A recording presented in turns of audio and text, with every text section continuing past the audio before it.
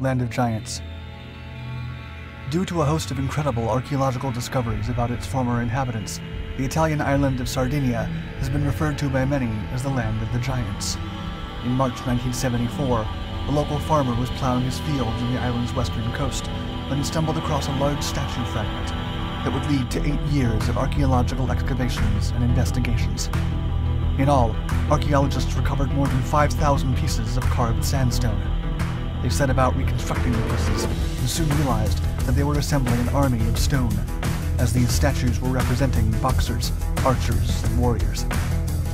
Up to 44 individual statues have been found. However, most astounding is not their numbers, nor the identity of their creators, but their sheer scale. These stone giants measure up to 2.5 meters in height, and some weigh up to 400 kilograms in their fully reassembled form. Equally impressive is their anatomical precision. Despite being more than 8 feet tall, the geometric details, particularly of the faces, have been meticulously carved. The eyes, for instance, consist of perfect concentric circles, which has led many to describe them as alien in appearance. It has been determined that the giants are carved from local sandstone, and that they likely date back to around 3,000 years ago. Many have claimed that the discovery of these stone giants, known as the Giants of Monte Brama, lends weight to theories of ancient astronauts and alien intervention. Originally placed as guardians over the graves of prominent Iron Age Sardinians, the giants stood guard for just a few hundred years before invaders smashed them into the 5,000 fragments recovered. Further adding to Sardinia's association with giants are the many vast graves known as Tombs of the Giants, because they contain burial chambers that can be up to 100 feet long and 8 feet tall. Archaeologists have claimed that these graves were built so large to accommodate numerous bodies. Still, local legends suggest they were created for a race of gigantic men who once inhabited the island, and some even claim that giant bones have been found in them, far larger than any human. A local painter and sculptor named Luigi Muscas was interviewed about his recollections of discovering some of these bones, including skeletons apparently measuring 13 feet in height. He described the discovery of one particular giant skeleton in a cave when he was a child in 1972. According to Muscas and several other locals, the skeletons, when found and reported to authorities, would almost always mysteriously vanish by the following day. Tales of Magellan. Ferdinand Magellan was a Portuguese explorer who led a 1519 expedition to the East Indies across the Pacific Ocean. This expedition earned him great renown, but would ultimately claim his life. Magellan's records show that when he and his crew were exploring the coastline of South America, they witnessed something truly astounding, something which would alter European perceptions of the Americas for centuries. The official record of the expedition states, quote, "One day we suddenly saw a naked man of giant stature on the shore of the port, dancing, singing, and throwing dust on his head. The Captain General sent one of our men to the giant so that he might perform the same actions as a sign of peace. When the giant was in the Captain General's and our presence, he marveled greatly, and made signs with one finger raised upward, believing we had come from the sky. He was so tall that we reached only to his waist." The Patagonian giants were dubbed the Patagon by the crew, a name inspired by a giant-like character featured in a 16th century Spanish novel popular at the time. Magellan's encounter with the giant was to be supported by numerous accounts made over the following years. By these accounts, the Patagon were proportioned as humans that could be as tall as 13 to 15 feet. A later expedition, led by Sir Francis Drake, described the unusually tall people of Patagonia, stating that, quote, "Magellan was not altogether deceived, but that the crew estimated the height of the locals to be 7.5 feet. Modern science and archaeology have sought to rationalize the existence of these giants, and to understand how so many first-hand accounts could have described such a colossal people.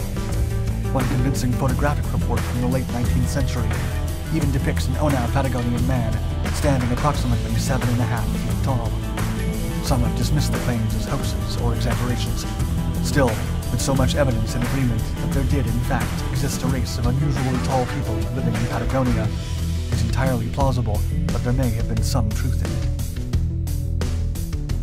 Giant skeletons. Some of the strongest evidence for the existence of giants comes from the fact that, since the development of archaeological technologies and methods, there have been several accounts of giant bones being found that could not have belonged to a human of normal proportions. Off the coast of England lies a small tidal island known as St. Michael's Mount, which is host to a castle and a small number of dwellings. According to legend, in the 6th century, before the castle was built, the island was home to an 18-foot giant named Cormoran, who terrified the locals until he was slain by a farmer's son named Jack. This gave birth to the fairy tale of Jack the Giant Killer. While discoveries made in the caverns beneath the castle on St. Michael's Mount may not suggest that it was ever home to an 18-foot man, it is agreed that the skeleton of a man measuring 7 foot 8 inches in height was discovered by monks in 1725, behind a door which had been blocked off. Another account of a giant skeleton discovery dates back to 1890, when 3 bone fragments were discovered in France by Georges Laprouche, who estimated that the person to whom these fragments belonged must have been approximately 11.5 feet tall. With more than double the mass of normal human bones, and belonging to an individual dubbed the Giant of Castelnau, the fragments were discovered in a Bronze Age burial site, and they're the only such bones of their size. The bones are said to have been sent to the French Academy of Sciences for study, where they mysteriously disappeared. While real evidence of giant skeletons is largely lost, archaeologists continue to uncover extraordinarily large bones that certainly belong to giants, at least for their time. One more recent discovery was that of the ancient skeleton of an individual who likely possessed gigantism, found near Rome in 1991. At the time of the discovery, it was noted that the tomb being excavated was unusually long. Upon analysis, the individual's bones were found to be exceptionally large.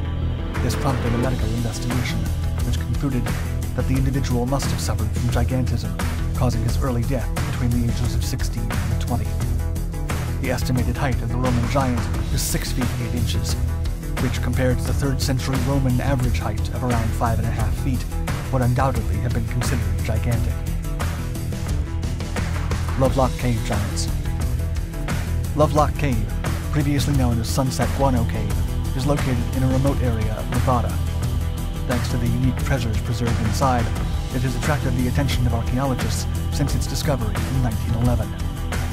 That year, 2 miners were hired to recover bat guano from the cave, and after removing a layer estimated to be 3 to 6 feet deep, they began to come across unusual artifacts.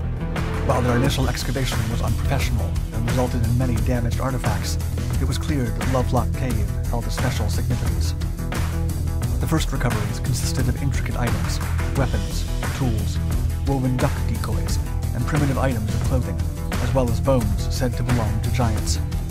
One local legend offers an explanation for the significance of the cave. According to this legend, all of the local tribes, after years of internal warfare, joined forces to rid their land of a race of giants known as the Sea-Tika.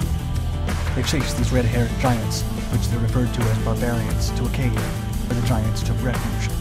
When the giants refused to come out and fight on even ground, the tribes used smoke to drive the creatures out into the open, where they were massacred with arrows or burned alive.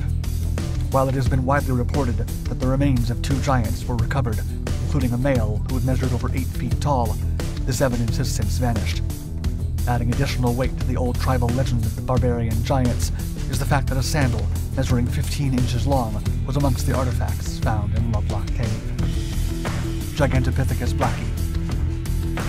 Perhaps the most scientifically sound account of real-life giants is that of history's largest hominoid, Gigantopithecus blacki, which may have stood at 10 feet tall.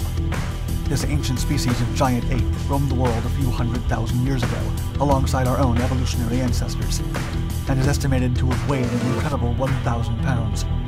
Most Gigantopithecus blacki fossils have been recovered from China, where certain caves and geological formations have created conditions in which biological materials are naturally preserved. Because of this natural preservation, analysis of the Gigantopithecus blacki's jaws and teeth have enabled scientists to be relatively confident in their estimates of its mass and dimensions. The discovery and size of this species have been cited by cryptozoologists to justify theories supporting the existence of a Yeti or Bigfoot-like creature. But the Gigantopithecus blacki is not a creature of folklore or mythology, and the fact that this giant once walked the earth is confirmed. However, with the discovery of this beast being so modern, the first formal discovery and naming of the species occurred in 1935, one wonders what another century of excavation and discovery might yield.